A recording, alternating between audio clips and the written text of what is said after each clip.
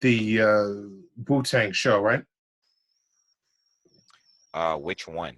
I haven't watched any of them. So to answer your question, no. Oh, Which okay. one? So the answer is no. Because there's like two or Um, three right now. well, no, the one that's like a drama, like the one that has actors in it, Oh, not I heard the about that. I not the think I told you documentary. about that. You're talking about the one that is like recreating their story, Yeah. but it's actually a television series. I didn't even know it was out yet. Oh, they had the whole first season already. When? What channel? What service? What network? It was on Hulu. Ah, that's why. I don't have Hulu. Yeah, either do I. I just watch everything on like streaming channels. What's it called? Like streaming channels or online? No, like I watch it on a streaming. I watch something like I was watching everything on like F Putt Locker. movies or Couch Tuner or 123 Okay. movies. What's the name of the television series? Um, I didn't know it was out yet. I knew it was coming out. We talked about this last year when I was telling you about it because I saw them on like Breakfast Club or something promoting it. At the time, you were looking for like this really comprehensive documentary that they were putting out at the time. You were kind oh of looking, trying to find it. yeah, And I was telling you that they were doing a television series. okay, yeah. The documentary was great too. The documentary was dope. It like did very well. Like got all I types of saw the awards. one I saw the one with ODB getting out of prison. That whole documentary that they did with ODB and him getting out of prison and being signed to Rockefeller and like I saw Oh, that whole documentary. that's that's been out. That's I mean there were a couple of those, but that's not yeah, that's not like this. This was like acclaimed. This was like everyone this did like very well. This was like Mm. the people who did it are like I think like writers for Double XL or something. I'm trying to remember. It might have been the guy with the Nigerian name, like Chidi Hoker or something like that. He's got like a hard to Chidi pronounce. Okafor. He's an actor. No, not him. Not him. That's not him. Okay. He's a writer. He's a writer for Double XL. Wu-Tang and American Saga. That's the name of the Okay. show. That's the name of the television series Yeah. or the documentary you're talking No, about? the show. No, if I say the documentary, I'll just say the documentary, so as not to be. All right. So confusing. break down the show. Give me some spoilers. Like how does it start? Give me the premise. What's it about? Well, Wu-Tang and Ghostface are kind of at war with each other. And I had heard that before, but this makes it so much more vivid and like brutal. Like, they're in the projects. Ghostface is taking care of two brothers with muscular dystrophy. His mother is like on junk or something. She's addicted and like they're having a rough time, like trying to keep shit together. So Ghost is kind of like, oh, and his father's not around, and Ghost is like kind of the man of the house holding it down. And his brothers are funny and they have like, they have their personalities and stuff, even though, they're like struggling with muscular dystrophy. They they watch the karate flicks and whatnot, but it's like there's like a lot of hood politics, like Ghost chills with certain people. Like I don't remember if it's either Power or Divine that Ghost is kind of cool with, and he's kind of like, getting into some shit in the streets, and like, he can rap, but he's not really into that. He's into like, his street thing.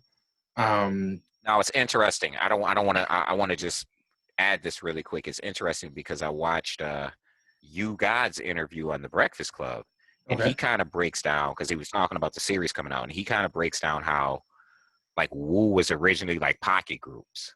Like, I was cool with this person and this person, and Yeah. this person happened to be my little cousin, you know what I Yeah. mean, or what have you, but they weren't all friends at first. They were like pocket groups who were just, you know what I mean. They eventually be crewed up, you know what I No, mean. But some of them, so some of it's them were, some of them were shooting at each other. Ghost mm, and Raekwon were shooting at each other. they show Raekwon like shooting up Ghostface crib while his like brothers are in there and stuff. Luckily nobody got hit. Um and then, Rizzo was the real cool one, like in his basement, like building his arsenal of beats and just bugging out in his basement, and people would come down there and vibe every once in a while. But Ghost wasn't cool with Ray, and they would like be down there at different times. Um, like Method Man was working. Yeah, He Method was was working at younger. the Statue of Liberty. Yep. That's what they Um, said. He was younger. and he was, yeah, they don't really show that. They don't really show him being younger or anything like that. They don't really stress that part. But he was nice. He was always nice with it. And they show him with crutches for a while. He's got crutches for like a few episodes. I forgot what happened to him, like messed his leg up or whatever. Um, they show you eventually. They show you the genius. The dude who plays ODB is incredible. Like I don't know Okay. if you may have heard something about him. He's like incredible. And I used to hear, oh, it's kind of like people who don't like understand the craft of acting and like what it is. And a lot of times it's like hood cats or whatever. Like ODB's son, for a while he was like, oh, I don't see why they didn't pick me to play ODB. I'm his son. And it's like, get the fuck out of here. Like, you're not an actor. As a matter of fact, like, I mean, not even on some disrespectful shit, but like half the time, when he's doing his father's lyrics, it's like embarrassing because it looks like he's trying too hard to like mimic his father, like he's trying to like do like all Oh, the he bugged does. out. He raps as well. Well, yeah. It I didn't seems know. like he's gotten I didn't know that. a lot better from the beginning. Either that or someone wrote their shit, which is fine, but he's in a Well, he's ODB done. wasn't the greatest rapper, right? It was more about his charisma and his energy, right? No, ODB was dope. That first And his album delivery. Yeah, had dope rapping on it, like him included. yeah. But we're not gonna say he was like a barsmith. Again, I love ODB. His energy, his charisma, his delivery was special. Yeah, but I'm not even talking about on that level. I'm talking about his son is like his son sounded like fucking trash for like a long time, like not even like worthy of being in the conversation. He just sounded like Okay. trash. Like even trying to do his father's lyrics or whatever. But I heard him on a song with some of the Wu-Tang second generation, they call them, like the Hmm. sons of like Ghost, son of Method Man, son of You God, which I think the You God son I think is the nicest out of all of them. Yeah, You there's God was Ghost, nice. You You God was God, nicer than people gave him credit for. You God. Yeah, he was a lot nicer than people gave him credit for. Well, he's got a couple of incredible albums that I Yeah, would listen yes, he to does. over most of the Wu-Tang group albums. Well, you know who I think was the nicest. I'm not going to say the nicest performer because I don't think he was the greatest performer, and I think it hurt him. I thought the nicest lyricist in Wu-Tang was Inspector Deck. Oh yeah, Inspector Deck's dope. A lot of people agree with that. A lot of people would agree with that. I don't think he was the greatest performer, which is why I think it hurt him as a potential solo artist because lyrically, monster. Well, okay, so here is the thing. I'll break down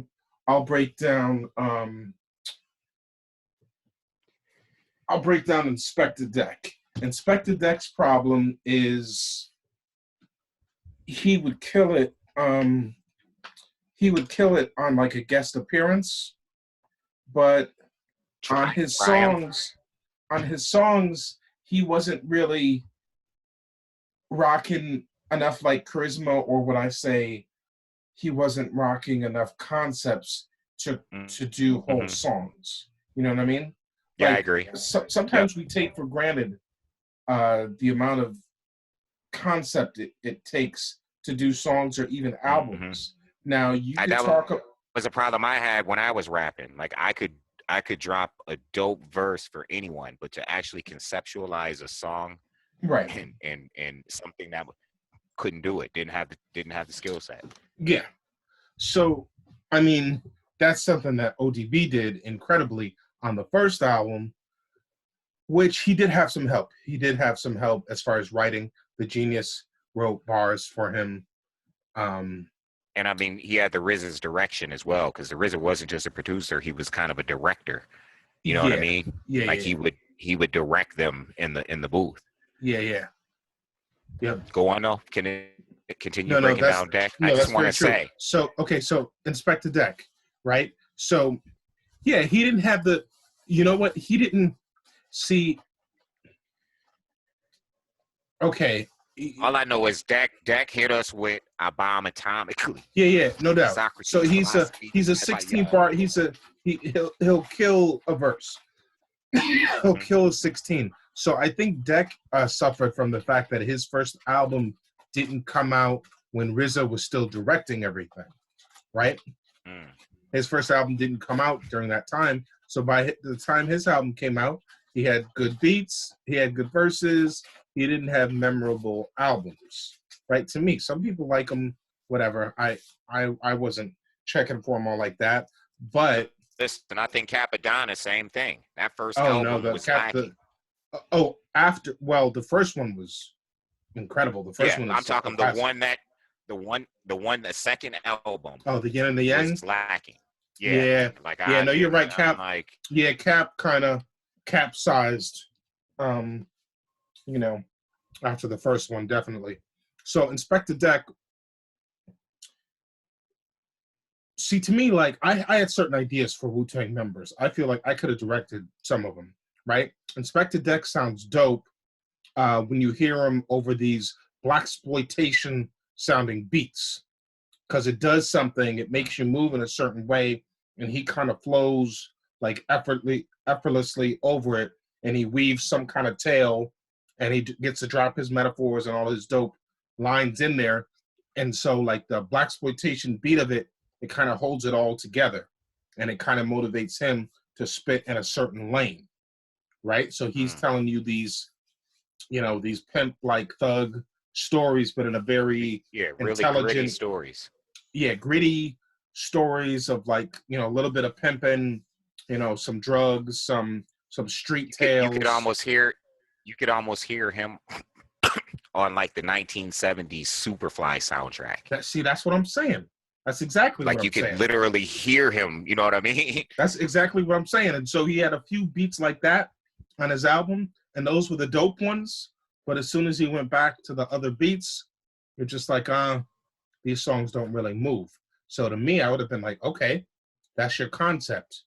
We're gonna make this album. It's gonna be some kind of odyssey where you're gonna take them through, because he's very visual. You're very visual when he says like the impact could blow trees back and crack statues. It's all visual, right? So I would have been like, all right, you're gonna tell these gritty tales, and we're gonna have videos to match or whatever, and you're gonna take people into your world. And this is all the shit you see in the street and all the shit that you aspire to be. You wanted money, you wanted to be a player, you had to hold your own, you had to be strong in the street. You're going to tell these tales, and some of them will just be like great storytelling, and some of them will be a little bit of braggadocio or whatever, but it'll all be this like this Black Caesar kind of whatever kind of thing. Like that kind of direction would have helped him, because you listen to Capadonna's first album, and it's an incredible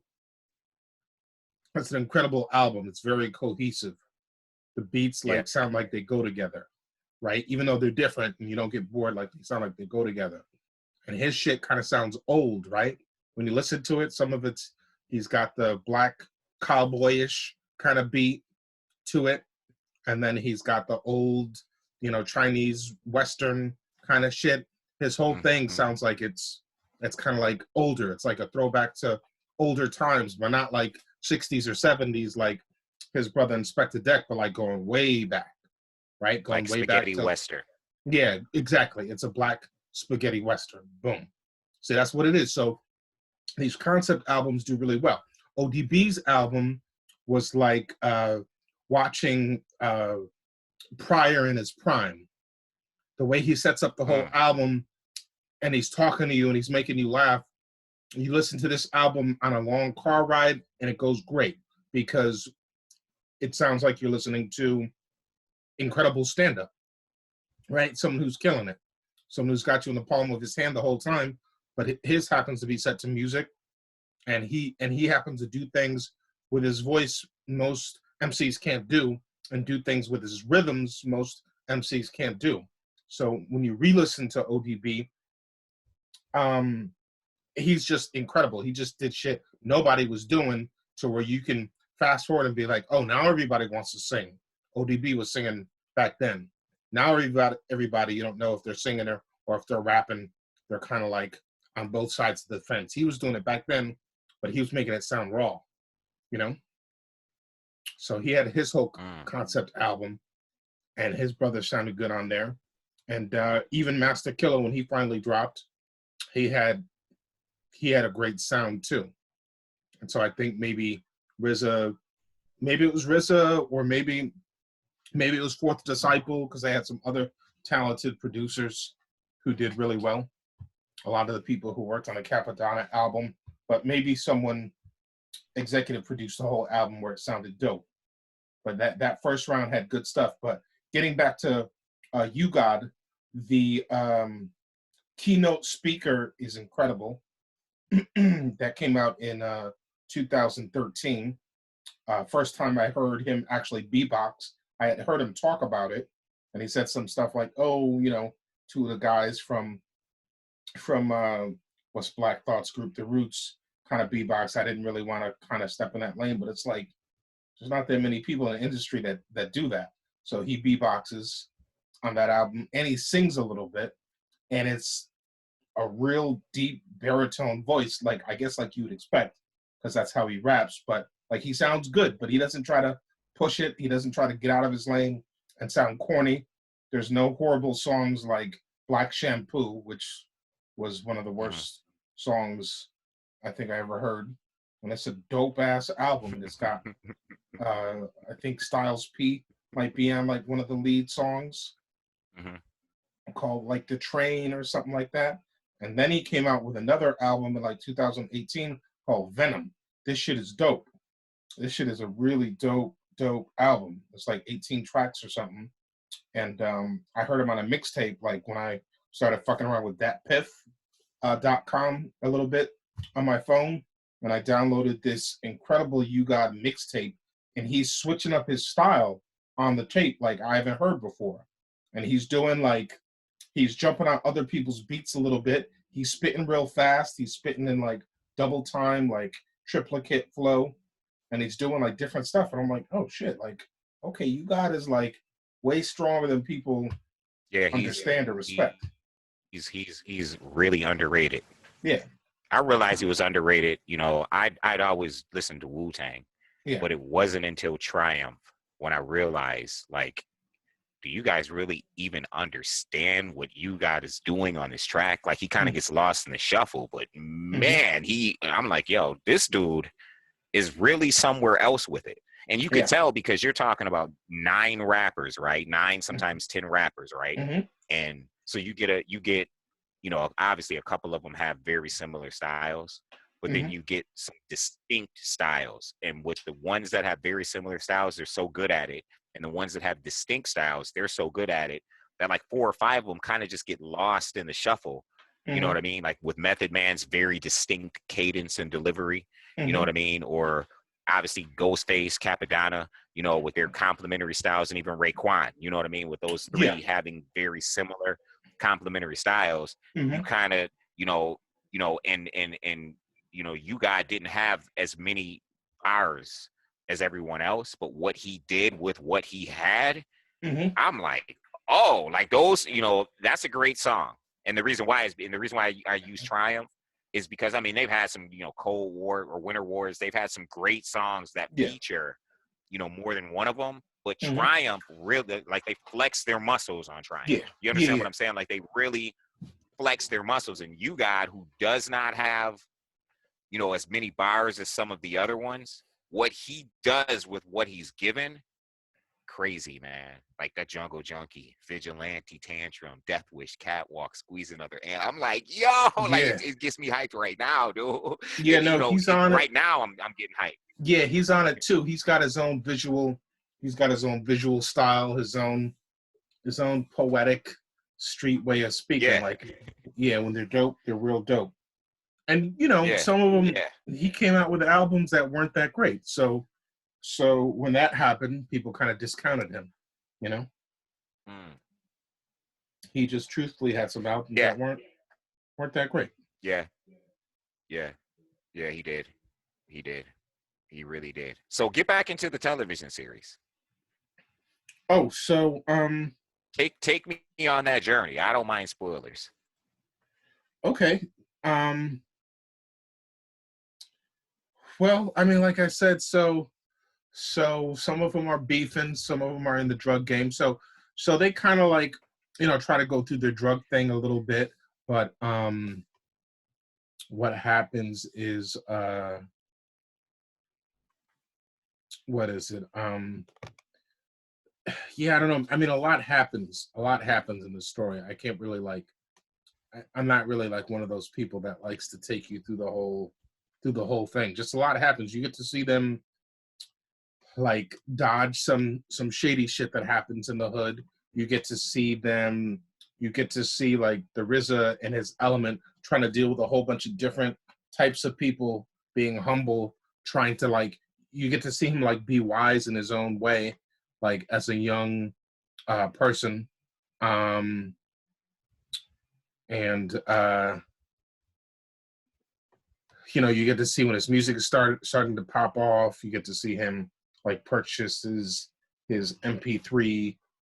Um, you get to see what like a bright spot is. You get to see when he actually ends up getting a record deal and what happens with that. But the label is like trying to take him in a commercial, corny direction. Like these people just don't really understand. Some of them are white record execs. One of them's black, but he's just like he's a little bit of a sneaky dude who doesn't really have love or understanding for the music that much. Marlo from The Wire. You remember Marlo, right? Mm-hmm. Mm-hmm. Um,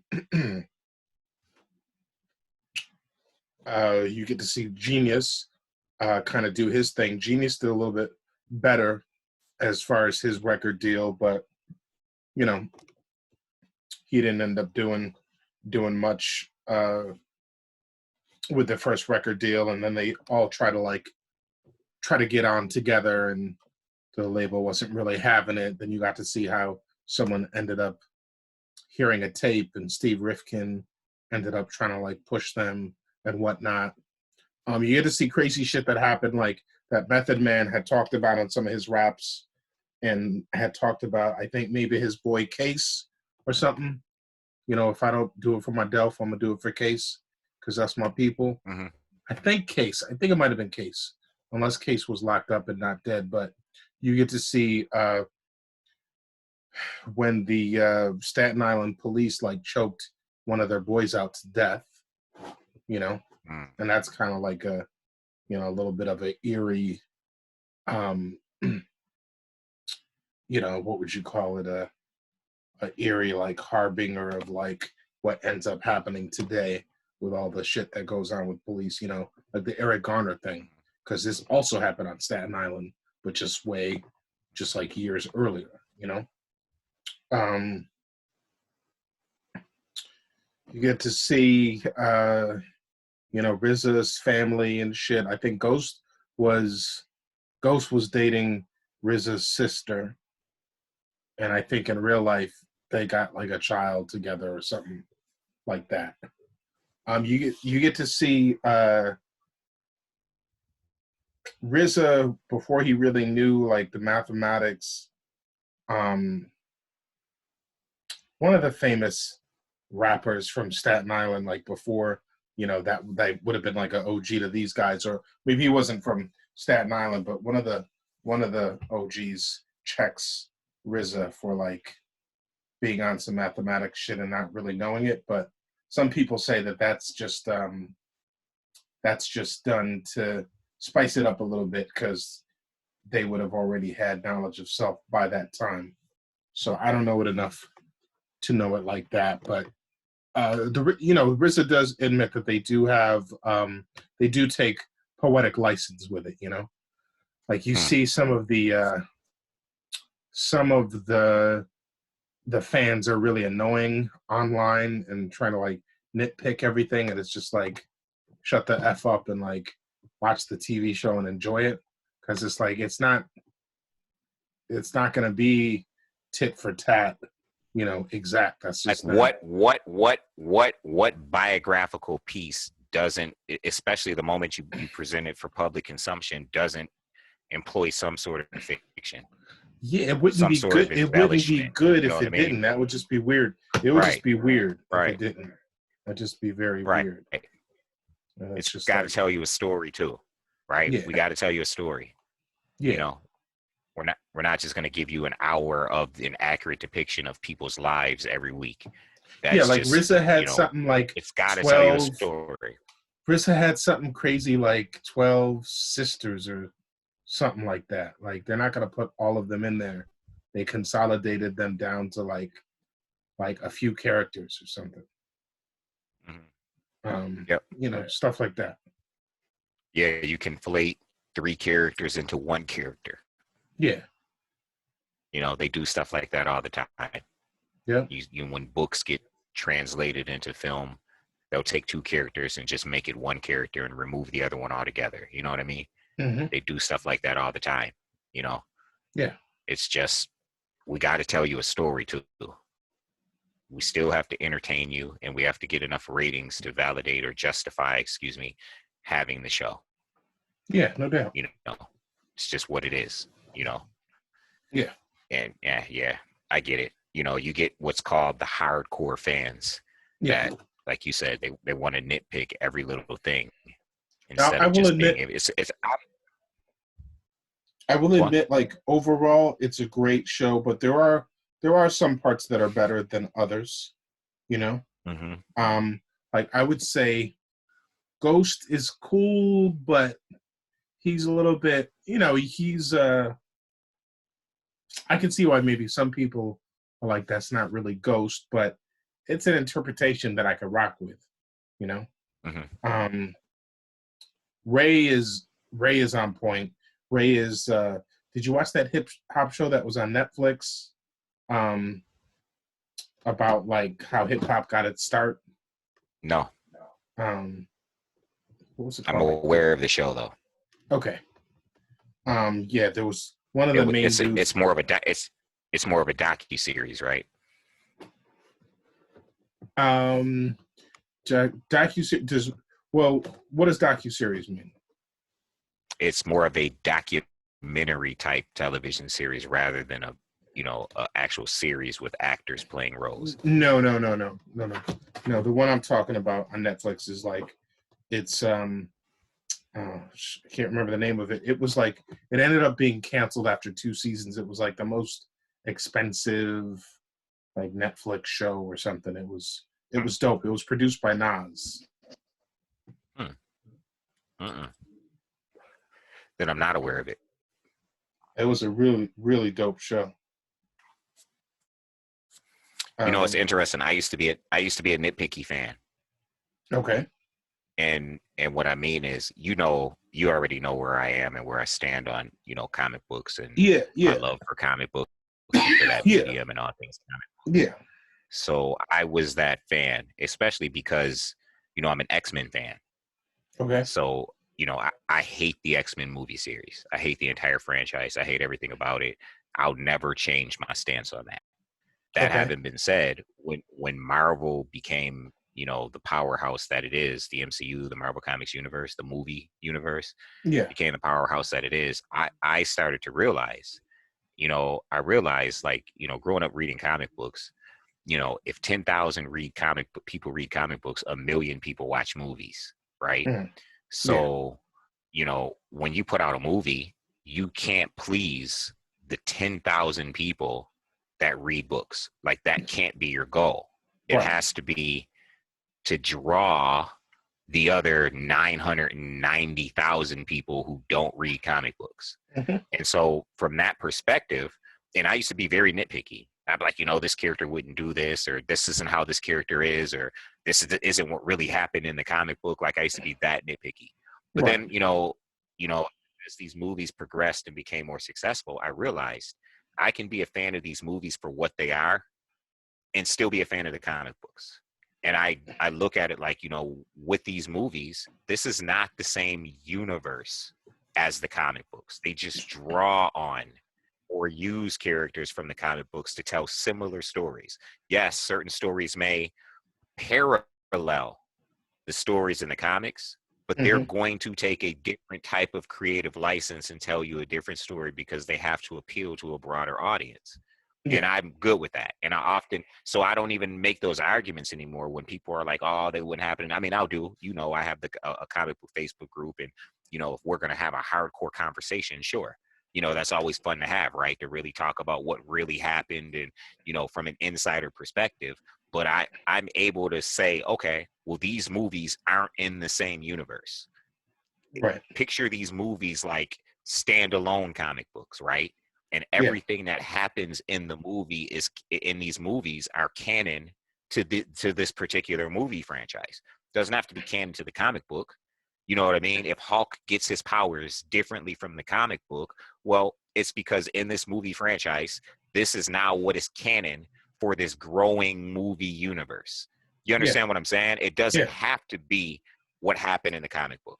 I hate Spider-Man in the Marvel Universe. He belongs in the Marvel Universe. I don't like the way that he's used, but on the same token, I think Far From Home was like one of the best Spider-Man films ever made. You know what I mean? And it was made by Disney MCU. You understand what I'm saying?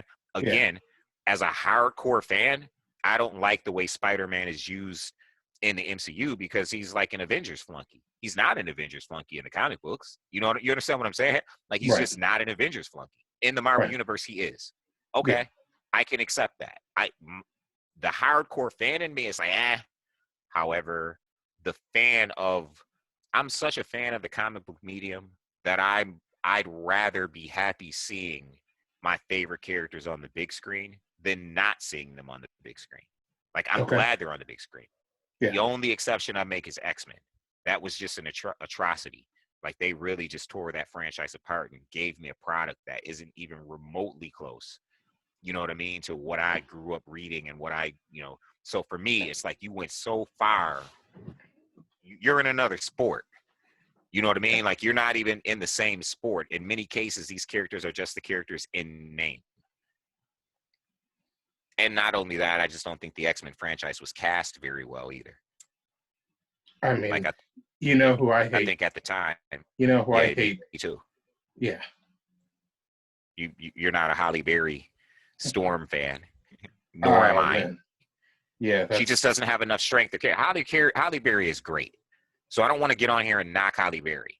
Halle Berry is not Storm. She does not have the strength of character that Storm has. You understand what I'm saying? Like she is not Storm by any. She's way too soft, way too meek.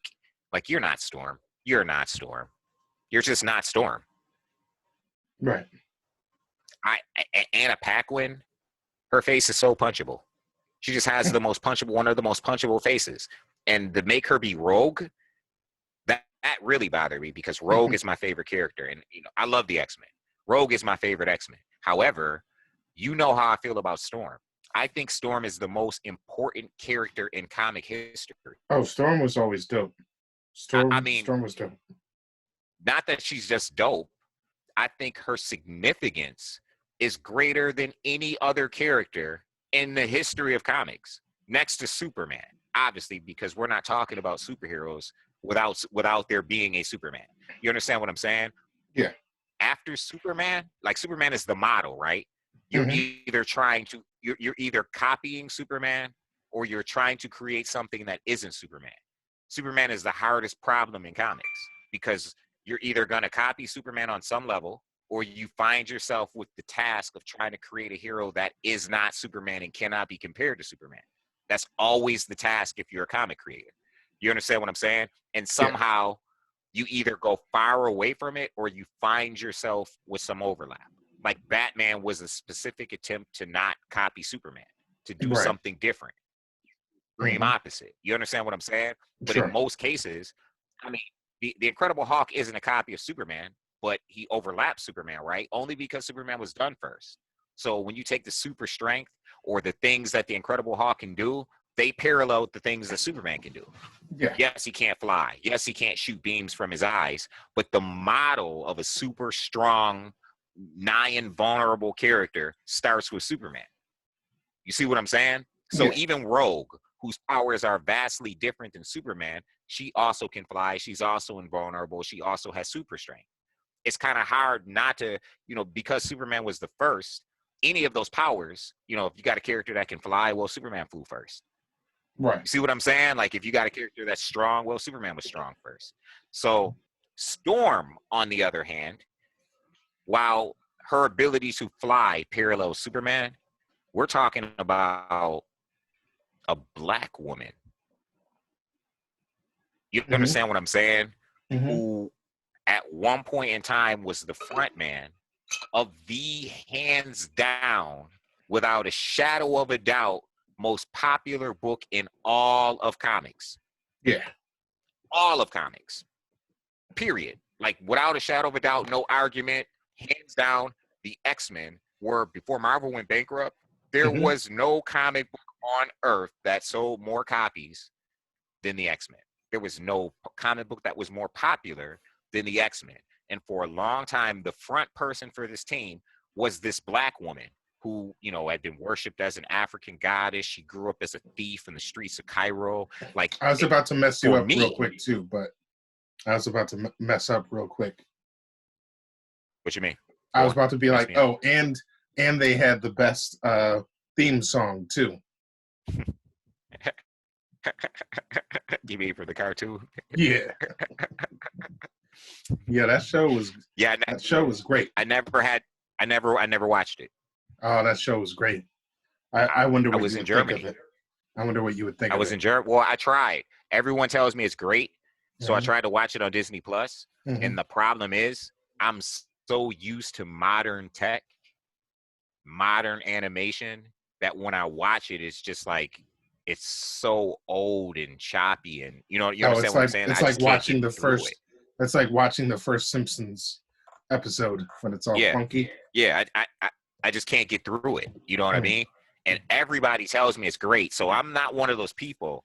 I was just telling somebody this the other day, I don't watch Stranger Things. It's just not my thing.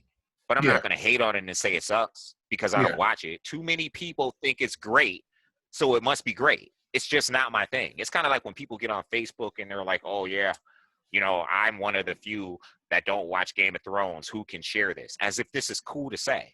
Yeah. You don't have to watch Game of Thrones, but you can't really hate on something that is universally acclaimed as great. Like, the majority of these people can't be wrong. It just doesn't mean it's not your thing. Right. I often tell people, Though I would say, devil's advocate, the majority of people could be wrong. It could be, but Yeah, but you're really being devil's advocate in that case. It's kind of like, I could be the one guy that said Michael Jackson sucks. I'm wrong. I don't have to like him. Like, I'm not a fan of Maxwell.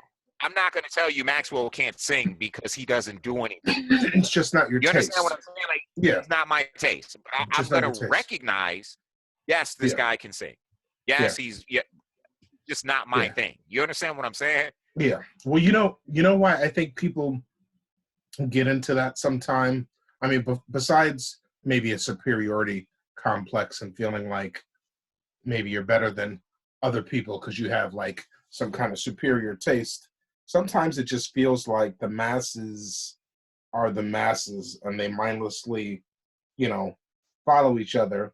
And when you find fault with something, you feel like you're being more of an individual and you're paying more attention to detail, and maybe that's why you don't like something. It's kind of like when something is real poppy and people like it, and then people are like, well, it must be doing something right because everybody likes it, and it's like, Yeah, well, everybody likes crack too, but that doesn't mean, I'm not gonna I'm not gonna show you the faults of liking it or the faults I don't of think crack. everybody likes crack, but yeah. Well, no, not everybody.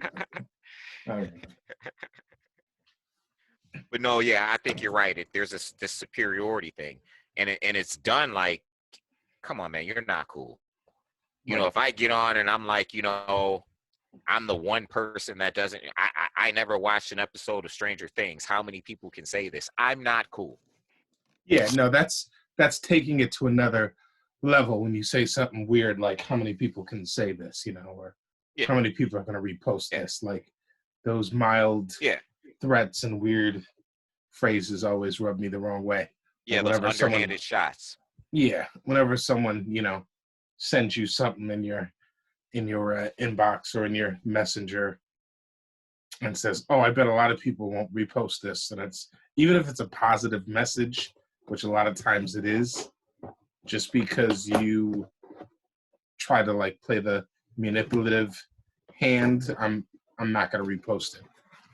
And I'm not a huge, Right, I like right, to repost things because I feel the urge to repost them, not because I was urged to, right, right. No, there are sometimes some of those I will repost, but not because you're giving me a challenge. It's because I agree with the post Yeah, and I choose to. You know what I right. mean? Like you're not gonna like that type of underhanded psychology. That's not the mechanism that causes me to act Yeah, or not act. I act because yeah, I choose to. You understand what I'm saying? And yeah. Facebook. But yeah, I was, I'm not one of those people. So it always annoys me. It's like you can't you can't just because something isn't your thing doesn't mean you have to recognize, like, I have a friend, he doesn't watch Game of Thrones, right? So Hmm. one of his favorite things to do is whenever he finds a show that he really likes, he'll post the name of the show and say that it's much better than Game of Thrones. You don't even watch Game of Thrones. You don't watch it. Yeah, You've yeah, never watched it. You know what I yeah, mean? yeah, Like, so what you're actually doing is hating. yeah, You're just yeah, hating just to hate, and he'll do it all the time. And a yeah. lot of times, the shows that he's saying are better than Game of Thrones. It's like, okay, well, I can't judge your opinion because it's just an opinion on a product, some creative product. However, if it were based upon my opinion, like you can't come on and be like All American is better than Game of Thrones. There's 100 reasons why you're wrong, even though it's an opinion. How about Hmm. ratings? You know what I mean? How about nobody's talking about it? How about I've never seen an All American meme? Hmm. I can just give you a bunch of examples why most people just won't agree with you. Right. And it's because you in this instance you kind of sound stupid.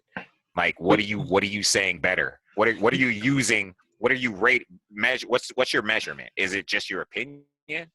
yeah, I mean, it could come. Some people will just say, "Hey, how they say there's no accounting for taste."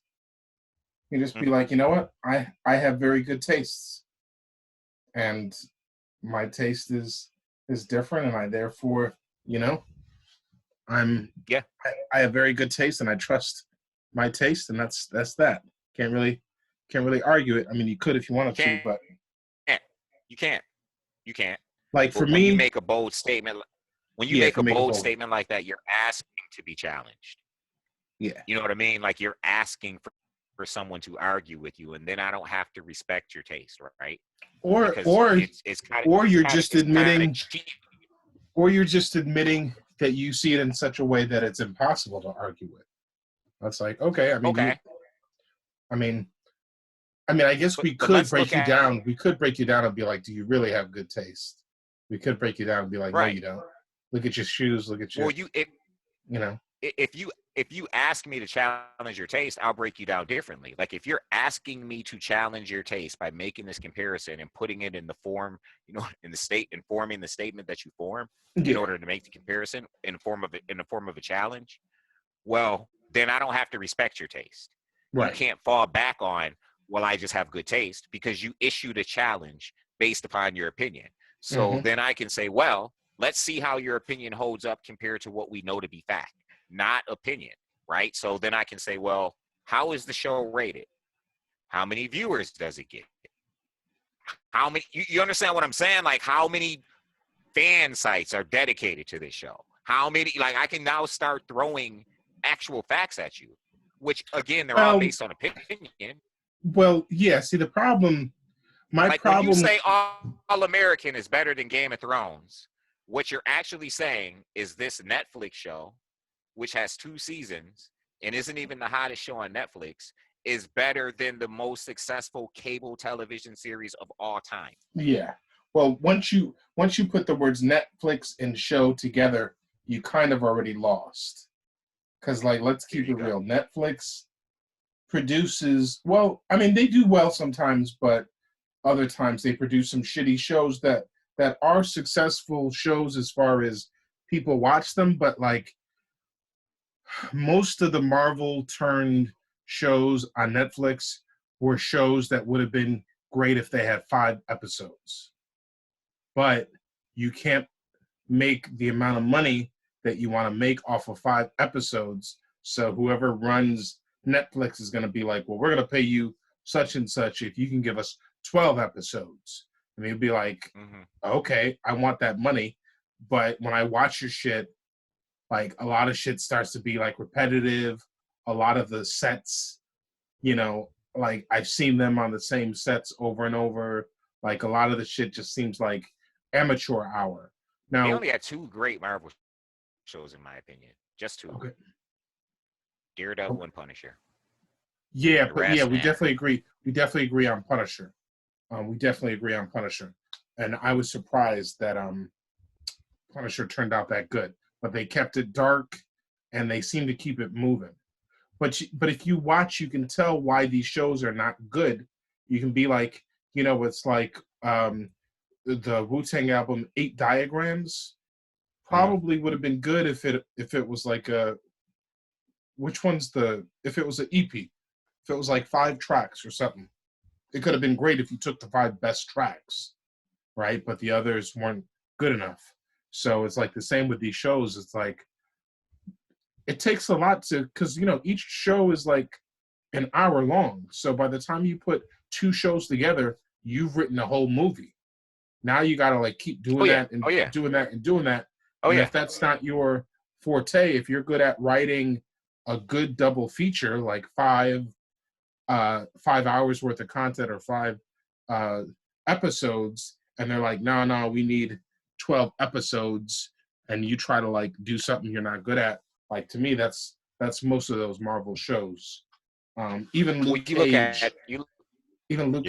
I thought wasn't great after like episode 7, maybe really 6, 7, and it started out great. If you look at Amazon Prime, had a show called Carnival Row. I'm hoping they do a second season. If they don't, What's it called? Carnival Row. It's with Carnival Row. Orlando Bloom. Yeah, it's a great show. It just came out a couple, maybe 6 months ago. It's a great show. Okay. Guess how many episodes? How many? 8. Yeah, there you go. Start to finish, 8 episodes. Yep. And you get mad sometimes when a show you love only has that many episodes, but then you look at some of these other shows and you're like, okay, like they did what they were supposed to do. They did it according to what they had, like content over, you know, quality over quantity. Yeah, exactly. Quality over quantity. Yeah, that's just what it is. You're giving me a good quality show. I don't need quantity.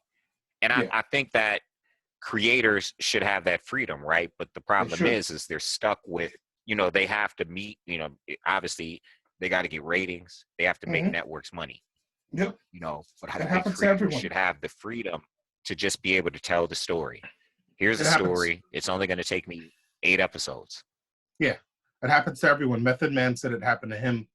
You know, when the other albums were coming out, he was getting pressure from the label to put it out, but then he was also acting. He was also doing other projects with Redman, and so he didn't have the focus to be like doing these albums so quick, to be cramming in these albums. And not everyone's Tupac who can just bang out an album like that quick. Like some people need to like really, sit down and put lots of time into it. So he admitted like some of those other albums weren't great because he felt rushed. You know. Mm. Yeah, and you got to live up to your contract, right? Right. Exactly. Yeah. See, it's the money always. Money always gets in the way. Yeah, that's what it is, and it kind of stifles creativity. Definitely. As a creator, there was a show that came out some years ago called Penny, excuse me, Penny Dreadful. Uh-huh. I believe it was a Showtime show. It reintroduced me, because Ava Green has been in several. She was in the second 300. She's been in several feature films. Okay. But her most brilliant turn as an actress was as the character Vanessa Ives in this show called Penny Dreadful. Okay. And it was a great show. 3 seasons. I've heard It was a great show. I've heard of it. Oh, Only great three? show. Great show. Only Yeah, 3 seasons? and the reason why, only 3 seasons, and people were upset. Even my wife, who I'd gotten to watch the show and she was very much into the show, it was a great show. The writing was really strong, especially considering, the material that they used. They used pretty much not all of, but many of popular monster characters from fiction. You Okay. had a Frankenstein's monster who wasn't actually Frankenstein, but Victor Frankenstein did create him. You had Dorian Gray. You had a Wolfman. Dracula was the main adversary of the entire series. You know what I mean? And it was set in like not Victorian, maybe Elizabethan. It was set some years ago in England, maybe the 1800s. So I could be wrong about Victorian or Elizabethan, but it was a brilliant show considering the source material, right? Yeah. So my wife was very much into it. Many people were very much into it. They loved it, and it ended after season 3, and people were upset. And my wife was like, "That's it? There's not going to be any more?" And I'm like, "I'm glad there's not going to be any more." And she's like, "What do you mean? I feel like there's so much more story to tell." And there were many characters that story, they could have told more story about. They could have given us more insight and followed them. But I said, I followed the show. I was a big fan.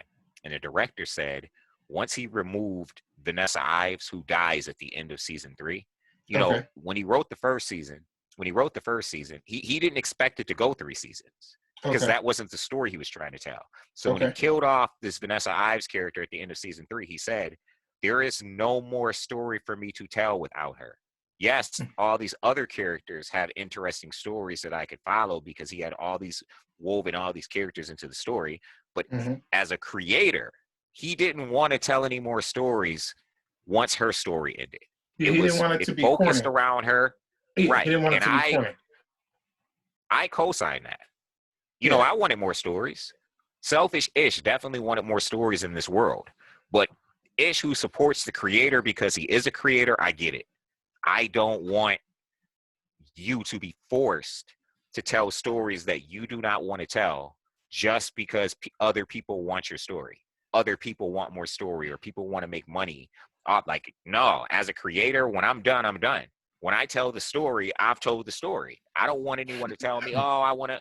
Yes, I'm happy. Here's the thing. I'd rather you want more than want me to go away. Yeah. You know what I'm saying? I'd rather, as a creator, give you something that you think is so dope you want more of it, rather than you get to a point where you're tired of it and you want it to go away. Definitely. I watch fans who say things like, and I think we had this conversation before, fans say things like, the Alien franchise? Right now, fans will tell you that the creator of the franchise is the franchise's worst enemy. Oh, I've heard you talk about that. Yeah, they'll argue that he's what's wrong with the franchise. They'll tell him the movies, you mean, right? Yes. They'll tell him that you're adding things to the story, or you're adding things to the story that we don't think would happen. It's kind of like, once you give a character to the public for their consumption, and you give it to them so much that they Mm-hmm. become accustomed to that character that you've been writing and you've been creating, Yeah. they'll then turn and tell you your character would never do that. Mm. Why would your character do that? That's not something your character would do. Well, wait a minute. I know the character better than you, right? No, I guess they're telling you you don't. Or they're telling you you fell off, or like, you know, like you're not being true to the character anymore, which is a pretty bold position. I'm sure it's usually especially to tell that, like, you know, I'm thinking to myself, well, what if I create this character and I have 10 years worth of story and I know how this character's journey is going to end. And when I get to year 9, people start telling me this character would never do that. And I'm like, wait a minute, I'm looking at my notes that I wrote 8 years ago. You know what I mean? Right. Like, Right, I'm sitting here looking at my notes and I'm like, you don't know, this character absolutely would do that. Like, Yeah. yes, they would. I know because I put it in my notes 8 years ago. Yeah. But I guess you get, you know, somebody told me recently there were 2 schools of thought on this. She said, if you create something only for yourself and no one gets to consume it, are you really an artist? If you're a painter and all you do is paint pictures for your own enjoyment, are you really an artist? Does it become art? And she said this with a question. It was like a, you know, a hypothetical question or rhetorical question. Does it become art once people can appreciate it? Is that what makes it art? Right. Or, and you know, the other point I wanted to make was that I wanted to position next to it was, once you give something to the public, I create Spider-Man and I give it to you for 30 years. Do I still own it? You've contributed your time, your energy. You know, time is worth more than money, right? So if I get you to spend your time with this thing that I created for 30 years, if I get you to spend your money on it, if I get you to buy into, you know, you're investing something of yourself in supporting this character, do you then actually deserve to speak about it? Do you have a right to have an opinion that is an influential opinion on it? Well, I don't know. I don't know about influence. I mean, because the numbers don't add up, right? I mean, okay, you might have thousands or millions of fans. Then what are you going to do? You're going to you got to democratize it and take a poll and do your work according to the poll or according to the votes. That'd be interesting. Could you imagine, like, good question. Could you imagine, like, after you vote for like the presidential election, the next day you go to polling places to vote for your favorite director's, you know, next movie, or your favorite writer's next book or next comic? Like, let's take a vote. He killed Spider-Man. We're gonna take a vote to bring. Well, they do it right. Like, if I create Spider-Man and I kill him, how many fans are gonna start a petition to bring Spider-Man back and have me removed as the writer of Spider-Man? You know what I mean? Well, hopefully it doesn't go that far, but you might be like, all right, let's give the fans what they want. They're all writing it. They're all writing in. See, so I guess it happens. See, I'm a fanboy first. So as a creator, this is the thing. You know, comic books were what introduced me into creativity, right? Like, the center of my creativity stemmed from my enjoyment of comic books as a kid. Okay. So even when I write, I'm very relatable to people when they read what I write, because I learned to write from a comic book medium. So I know how to write long stories with, you know, and weave plot threads into these stories that I know when I know when they're going to play out. I know when to hit you with the gotcha moment. I know when to, you know, I know how to do this because comic books teach you how to do that. But the thing is, it teaches you differently than if you were a novelist, right? Like, you're not writing. My writing style, even though I like to write novels, my writing style isn't that of a novelist. It's as a person who would write comic books, but translate it into novels. So that's how I write. Many times when I give people stuff to read, they're like, Ish, It's like you're talking to me. You understand what I'm saying? Because I'm so heavily influenced by that medium. Mm. So, but I'm a fanboy. Because of it, I'm a fanboy. And what I mean is, as someone who likes to write novels and has created, vast worlds, like these fictional worlds that are huge and fully developed and pretty deep, I'm also the type of person that is, as a fanboy, I want to be interactive with my fans, people who are fans of the things that I write. Like, Hmm. because as a fanboy, I've always appreciated that. Like, I love that they have letters columns in the backs of comics and you can write a letter and they'll answer your letter.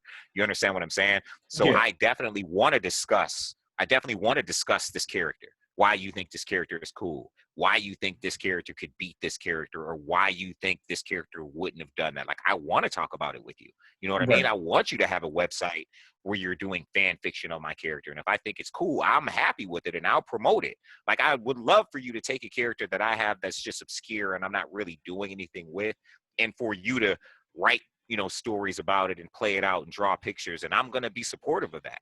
Like, I'm going Yeah. to come on these sites and I'll kick it with you. You understand what I'm saying? I'll talk to you and I'll give you insight. Like, ask me questions. I'm not going to ruin the story, but I'll Right. certainly give you insight, because as a fanboy, those are the things that I appreciate from creators. Mm. You know, not a lot of creators are like that, but I appreciate it. You know what I mean? I enjoy that stuff. When I used to write in a creative writing forum, I had fans. I used to write an online diary, and it Okay. was the most popular diary on a specific website. It was the most popular. And Okay. I had fans of my diary, and they'd come on and they'd ask questions, and I'd poll the fans, and who do you think, what do you think this character would do? Or, like, I'd poll them and I'd take ideas from them and I'd interact with them. And you know what I mean? I want to gauge the temperature of my fan base. Okay. I want to see where you're at and what you think and what you would do with this character, and why do you think this character is cool? Why Mm. don't you like this character? These are insights that I use. Like, Okay. it matters to me.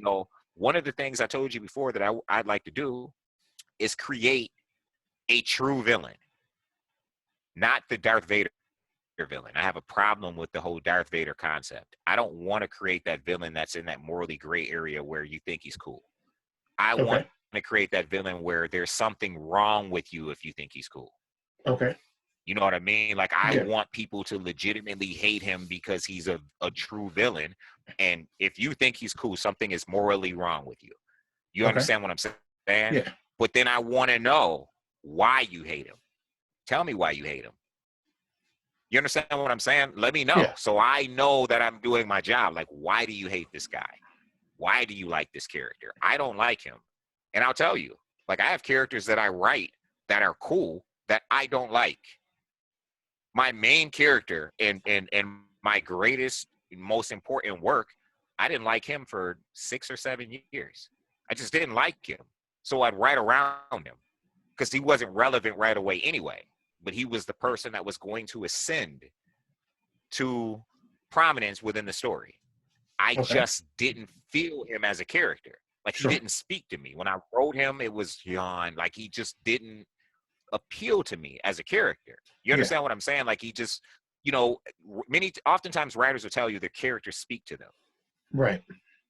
And I don't know that this happens right away, but after, writing for years, I've learned, I created a character 3 years ago, two characters. I created them 3 years ago. And a lot of times when I create a character, because I come from a comic book medium, like, I come from that comic book school of thought. So I'll Hmm. write a bio sheet, name, age, weight, height, place, date of birth, like the straight up comic bio sheet, history. You know what I Hmm. mean? And I'll literally, before I ever write the character in the book, I'll write this character's history. You may never see the history in the book, but I need to know this character. So I'll write this character's history, and I created this character, Ida Mae Hackett. She's a prominent character now. But, when a lot of times I'll plot stories in my head that I'm never going to write, just so that I get an idea of who this character is, how she would act in a given situation. I'll just plot these scenarios with this character, and it'll begin to tell me more about this character. So as I was doing, and I did this with her for about a year. When, normally I'll create a new character, and it's not something I'm just going to write down on paper. right away. It'll be an idea. And then, you know, every day I'll add to this idea. And I'll be like, okay, what about this scenario? Or how does this character fit in here? Or what have you? And, you know, a couple months down the line, I have more. And then a couple months later, I have more. So with this character, one day, this was 2 years ago. I created her 3 years ago, 2 years ago. I'm really, she's now integrated into the story. I know where she fits. I know what her purpose is, the whole nine. And I'm working on her. And at the time, for 2 years, she had been a servant, right? And it just occurred to me as if she spoke to me in my own head. She had been a servant for 2 years. And I realized that everything that I had created about this character, all of her character traits, her personality traits, it just popped into my head. I'm nobody's servant. This is an example of the character speaking to me. Like Okay. I'm literally writing and typing, and I realize as I'm typing, like, wait a minute. People are going to perceive a contradiction if they read this, because nothing about this character, except for the title, is the servant. Nothing. And once that was spoken to me by the character, I realized, wow, I got to change this, because if people read this, they will see a contradiction. They're going to perceive this character as much stronger than anyone's servant. So I had to change. I had to do a lot of change, but that's just an example of how your character can speak to you. Yeah. You know what I mean? You can just be right. And that, you know, with my main character, it took 7 years before he finally told me who he was. I mean, I created him. I knew what his personality was. I knew his history. I knew what he was going to ascend to. I knew all of these things about him, but yet he hadn't spoken to me. He hadn't said, this is who I am. This is what I am, and this is who I am. Just never happened. And for a long time, I just didn't like him.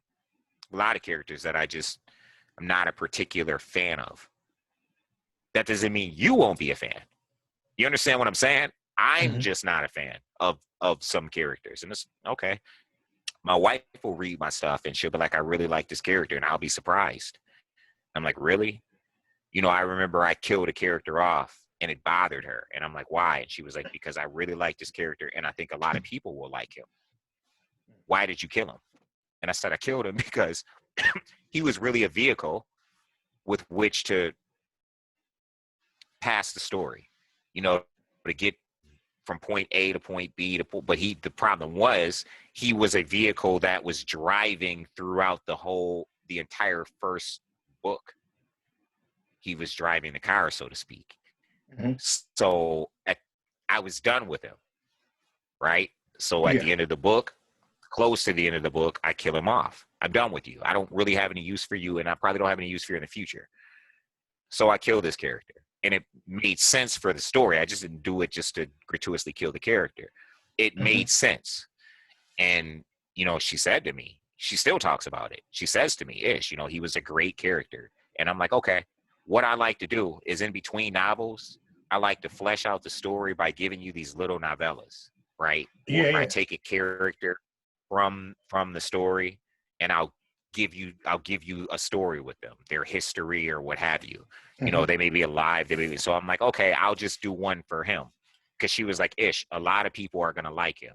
And when she said that, I had to reevaluate him. I'm like, wow, I did, as an aside, I created a really good character. When I really went back and just reflected on, you know, looked at it and reflected on it, I'm like, oh, this is a really good character. He is a good character. I just don't have any use for him anymore. But maybe people want more stories from him. So I'll just give you a little novella that gives you some more insight into this character, because he's gone. He's dead. He's dead. In my world, in this universe, he is dead. He died after the first book and never to return. You know what I mean? But he was a good character. I didn't think so. I didn't like him. I didn't like him at all, actually. It didn't hurt how I wrote him. I just didn't like him. My wife, she enjoyed him. And it's like, for her, you killed off the main character. And I'm like, nah, Belinda, he's not the main character. Like, the main character of these books doesn't even appear in the first book. But the problem is you get so many viewpoints, and in the first book, his is one of the main viewpoints. So like you follow a majority of the book, many of the main parts of the book through his perspective. So I guess anyone who's not in my head would see him as a main character. But in my head, I never saw him as a main character. He just what happened to be in that role just to drive us to the end of this book, to get us to the next chapter, which is in the next book. You know what I mean? Like he just drove that car. That's all. Not a main character. There are main characters. The problem is I give you so many characters before you get to the main character that I think people are going to pick and choose who they see as a main character for themselves. But anyway, I'm just kind of rambling. I don't even know how we got off on so many tangents. We started talking about creativity, and that sparks me when we talk about creativity. That's okay though. Yeah. Sometimes our tangents lead us to good places. Yeah, no, I like tangents. We're like, we got a real contrast here between my light and your dark over there. You're like, yeah, that's awesome. You're in the cut. You're in the cut over there. So I'm gonna fix that. I didn't bother to fix it now. I didn't even turn on my light tonight. Okay. That's something that I keep telling myself. I need to come down here. I need to set everything up the way that I want to set it up, and get a stationary light down here, which is just a matter of me bringing one from downstairs, and we'll never have this contrast again. And I keep saying that, and that's I'm going to fix. That's not going to continue to be. Rock right now, though. Rock a yellow. Nope. Rock a yellow tracksuit, or nope. Or just a yellow hoodie. How about a gold hoodie? Nah, I don't think I own one, bro. Some Africa color hoodies. Some red, gold, and black. I don't think it. Most of my colors aren't on the rainbow. No, you don't got no Jamaica colors, no African colors, no. I mean, I've got Nigerian green, colors, but I've got green, but it's more of an olive green. That's better than That's better than that black. Blue, black is beautiful.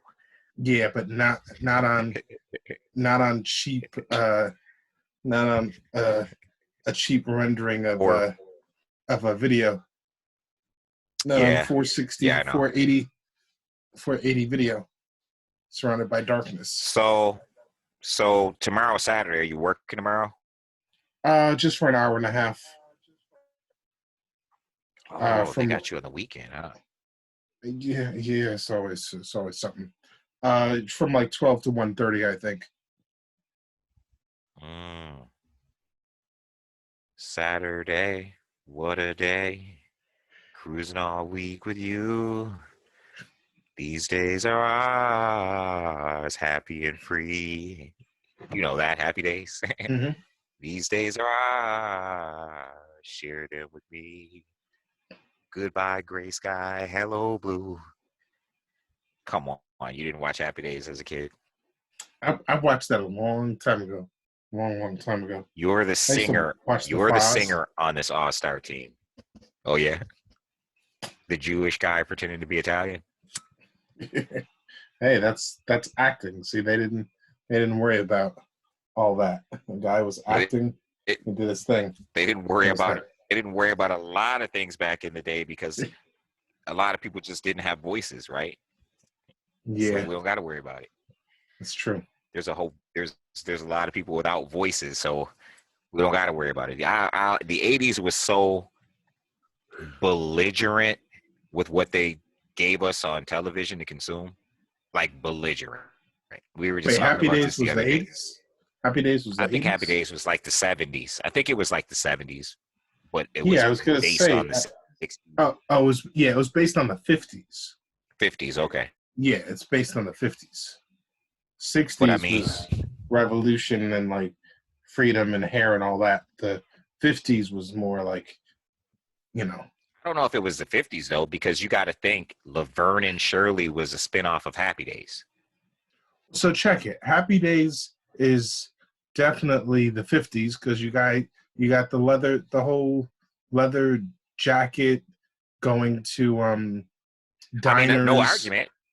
Yeah, It's leather. kind of there's. I wonder if there's a continuity issue then, because Laverne and Shirley's first appearance was Happy Days. They dated Fonz. He double dated them. Okay. You So, understand what I'm saying? And I know Laverne and Shirley's was not in the 50s. well, wait, are you sure you're thinking of the right thing? Yeah, Laverne and Shirley's first appearance was from Happy Days. Laverne and Shirley Maybe was that's when they spinned out of Happy Days. Oh well, They might have been maybe. older. Yeah. They're a Because lot older. I think Laverne and Shirley was the 70s. Let me Google it. Yeah, they were a lot. Let's They were a Google lot it. older. No, they were definitely older. Well, they weren't actually older in real life, but Yeah, their characters on the show were older. right. I'm Googling it now. We'll see. Because I definitely know they spinned out of Happy Days. 1976 comedy, 8 seasons.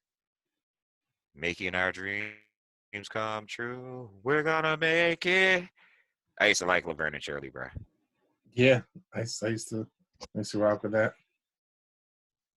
Originally, Laverne DeFazio and Shirley Feeney is an American sitcom television series that played for 8 seasons on ABC from January 27, 1976 to May 1983, a spin-off of Happy Days. Laverne and Shirley follow the lives of Laverne and Shirley, two friends and roommates who work as bottle cappers in a fictitious shots brewery in the late 50s. Okay. Yep. Late 50s. Word. Late 50s. Okay. But yeah, definitely a spin-off of Happy Days. I wonder why they chose those two characters. The most watched American television show by its 3rd season. It's because it had that cool intro. Like somebody should sample that and like I don't know why Nicki Minaj didn't sample that intro and like make it into a hip hop song. You know, where they're kind of do like that double dutch. Da-da, da-da, da-da, da-da, da-da, da-da. We're gonna make it. You know what I mean? Like, Yeah, yo, yeah. it kind of like they do like a double dutch type cadence. You know what I mean? And then they go into the song. I'm surprised. I would have been like, yo, somebody sample this. I mean, if you sampled Hard Knock Life, you can sample Laverne and Shirley. Yeah. Like I definitely would have had a sample. Just that intro where they do that cadence. Da-na, da-na, da-na, da-na, da-na, da-na. We're gonna make it. And then you just, go into your Nicki Minaj thing. Let me see. I see you're getting zombie-eyed over there. Oh, Hold on a second.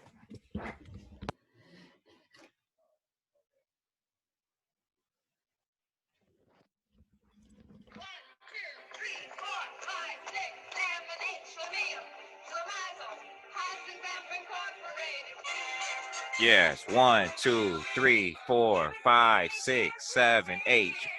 Shema Incorporated. I'm listening to the theme song now. yeah. So yeah, it's got like this cadence where they're like double dutching, kind of not double dutching, but hopscotching down the street. Is that like in the background or something? No, it's the first thing you hear. They're like 1, 2, 3, 4, 5, 6, 7, 8. And then okay. Something incorporated. 4, 5, 6, 7, 8. They use some Jewish German words. There's like 1, 2, 3, 4, 5, 6, 7, 8. Schlemiel, Schlemazel, Hasenfesser Incorporated. We're gonna make it. You know what I mean? Yeah. Hasenpfeffer Incorporated. I think they're speaking to businesses. You know what I mean? And then they go straight into the song, but it's this cadence that comes on first. You know what I mean? It's very hopscotch military-esque. You know what I mean? Yeah. It's like they're counting in the beat. 5, 6, 7, 8. Schlemiel, Schlemazel, Oz and Pfeffer Incorporated. We're gonna make it. Yeah, they should have. They definitely should have. You know who could rock that? Who's Ghost. that? Ghostface. Yeah, he's done, man. It's because of I don't know, he's used some of those old sounding 50s, like sometimes like cartoons, or sometimes like the quality of those voices, like he's used that in like samples and rocked it pretty well. You know what? Another song that I'm surprised no one ever sampled for hip hop too is Fame. What's that? Fame. You don't remember the television series Fame? Yeah, I do. Irene Cara. Fame. I'm gonna live forever. Someone might have used that.